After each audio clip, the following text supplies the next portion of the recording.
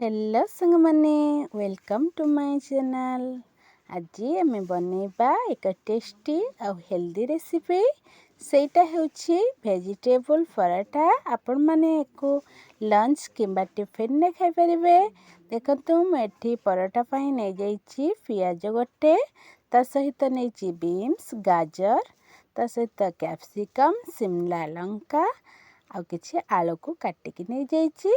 एठी मु अट्टा को नेकी सेथिरे किछि सनफ्लावर ऑयल पकेली, ता सहित पकेली लूण। ताको भल भाबरे एमिति गोळेई नेबे जेमिति तेलटा मिक्स हे जिवो अट्टारे। ता सहित लूण मध्य एबे पानी नै नबा, ताको भल भाबरे चकटिकी गोटे बढ़िया डो बनैबा। एबे हमर अट्टा भल भाबरे चकटी हेई आसीछि। देखंतु एबे आ हातरे भी लागुनी। आमे एको किछि समय पई छाडी देबा।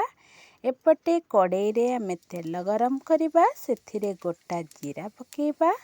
जीरा फुटी आसिले आमे काटिकिनी रखिथिबा पियाज को पकेबा।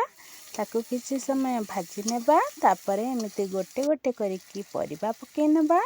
मु एठी पकेइली गाजर को टिके नाकु भाजी नेबे। तापरे आमे सेथिरे आउ जहा परिबा काटिकी रखिचंती सबु एमिति गोटे गोटे करी पकेइ नेबा।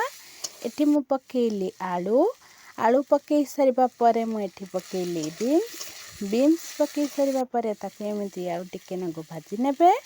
सेथिरे आमे पकेइले काटिकी रखिथिबा कैप्सिकम पुणी टिके नागु भाजी नेबा। एबे आमे शिमला लंका को पकेइबा। एबे आमे एथिरे रंग अनुଯାयी हळदी और स्वाद अनुଯାयी लूण एवं लंका गुंड पकेइकी एको आउ टिके चले नेकी किछि समय पय कवर करी सिझिबा पय छाडी देबा। एबे आमे चकटिकी रखिथिबा अट्टा को गोळा करनबा। एमिति गोल गोल शेप रो गोळा करनेबे।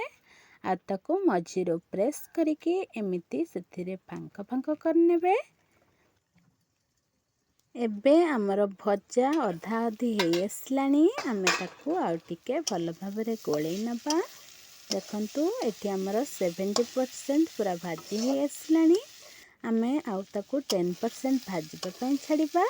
देखंतु एठी हमर भल भाबरे भाजी हेई आसीछि। आमे ताको बाहर करनबा।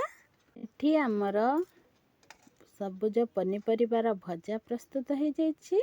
तेणु आमे एमिति अट्टा गोला रे परिबा देकी ताको भल भाबरे जेमिति मंडा पिठा तयारी करंती सेमिति एमिति दाबी दाबिकी गोल करनेबे। देखंतु एमिति भाबरे भलसे गोल करनेबे, नहेले परिबा गुडाक बाहर को बाहरी जिवो। एमिति करि सारिबा परे मा ताको दाबी देले जहा फଳରେ परिबा ता भितरे रहिबो। ताको आमे किछि अट्टा नेकी बेलिबा। देखंतु एमिति धीरे धीरे बेलिबे जेमिति परिबा गुडाक बाहर को न बाहरी आसे। छोटो शेप रो हो पछके किंतु भल भाबरे हबा दरकार। देखंतु हमर एठी गोटे रुटी बनिकी रेडी हो जाइछि। आमे एको बाहर करनबा। देखंतु एठी आ गोटे रुटी बेलुचंती मा। सेथिरे आ गोटे शेप रो आमे परोटा तयारी करिबा। एबे आमे एई रुटी ऊपरे परिबा देकी हातरे एमिति टिके खेळेई नै सारिबा परे आर मुंडटा आनिकी एमिति ता ऊपरे देकी ताको टिके नाको हातरे दबेई नेबे। जहा फଳରେ परिबा ता भितरु बाहर को बाहरिकी जाई परिबो नाही। आपण चाहिले एमिति अलगा अलगा शेप रो परोटा बनै परिबे। मु एठी 3 प्रकार रो परोटा बनैथिली। एबे आमे गोटे 4 कोणिया परोटा बनैबा। देखंतु एमिति रुटी भितरे परिबा देई देकी तार चारिपट को एमिति भल भाबरे ताबी देबे। आ ताको ओलटेकी सेथिरे अट्टा देकी बेली नेबे। एमिति धीरे धीरे बेलिबे, नहेले परिबा गुडाक बाहर को बाहरी आसीबो। एबे मोर 3 प्रकार रो परोटा बनिकी रेडी हो जाइछि। एबे आमे कड़ाई बसैकी गरम करिकी सेथिरे पकेइबा परोटा। ताको सेकी नबा। एमिति गोटे साइड हे आसिले आउ गोटे साइड को सेकी नेबे। हेथिरे पुणी तेल नेकी आउ गोटे साइड को ओलटेई देबे। एमिति एपट सेपट करिकी भल भाबरे सेकी नेबे। ଯେମିତି ବ୍ରାଉନ୍ କଲର୍ ହେଇ ଆସିବ। ଦେଖନ୍ତୁ ମୋର ଏଠି ଗୋଟେ ପରଟା ରେଡ଼ି ହେଇଯାଇଛି। ମୁଁ ୟାକୁ ବାହାର କରିନେଉଛି।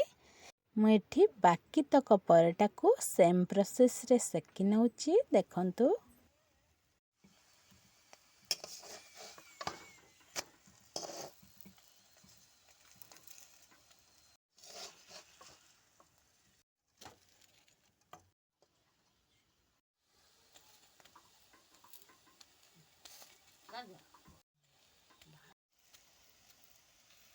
ଏବେ ମୋର ଆଉ ଗୋଟେ ସେବ୍ର ପରଟା ରେଡ଼ି ହେଇଯାଇଛି। ଆମେ ୟାକୁ ବାହାର କରିନେବା। ଦେଖନ୍ତୁ ଯଦି ଆପଣଙ୍କୁ ମୋ ଭିଡ଼ିଓଟି ପସନ୍ଦ ଆସିଥାଏ ତେବେ ମୋ ଚ୍ୟାନେଲକୁ ଲାଇକ୍ ସେୟାର ସବସ୍କ୍ରାଇବ୍ କରିବେ। ଥରେ ନିହାତି ଏହି ରେସିପିକୁ ଘରେ ଟ୍ରାଏ କରନ୍ତୁ। ଯଦି ଭଲ ଲାଗିବ ନିହାତି କମେଣ୍ଟ କରିବେ। ରହିଲି, ଜୟ ଜଗନ୍ନାଥ। ପୁଣି ଦେଖା ହେବ ଏକ ନୂଆ ଭିଡ଼ିଓରେ।